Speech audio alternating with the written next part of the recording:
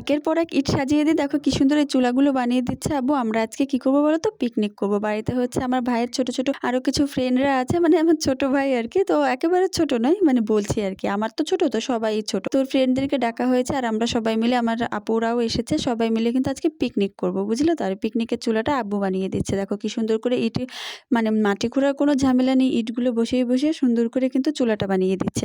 আমি আগে কখনো এমন সিস্টেমে চুলা বানানো কিন্তু দেখিনি, আজকেই প্রথম দেখলাম। তারপর দেখো এদিকে আমাদের সব অ্যারেঞ্জমেন্ট রেডি, চুলায় কিন্তু হাঁড়িও চড়িয়ে গেছে, আমাদের রাঁধুনিও কিন্তু একদম রেডি হয়ে গেছে, দেখো চুলায় আগুনও কিন্তু আমরা দিয়ে দিয়েছি। তো দেখো চুলা যখন জ্বালানো হয়েই যাচ্ছে, শুরু হয়ে যাচ্ছে রান্নাবান্না, তখন কি আর আবেগ ধরে রাখা যায় বলো তো। তাই তো খুশিতে সবাই মিলে একদম চেঁচামেচি করছিলাম, গান গাইছিলাম। এদিকে দেখো পিলুর অবস্থা, পিলু সুন্দর মতো ঠান্ডায় বালিতে বসে আছে, এর থেকে একদম নড়াচড়ার কোনো স্কোপই নেই ওর। তো যাই হোক, চলো আমরা এখন রান্নাবান্না দেখিয়ে দিই, আর বাকিটা কিন্তু তোমরা চাইলে কিন্তু এটা লং ভিডিও চ্যানেলে আপলোড হয়ে যাবে, ঠিক আছে।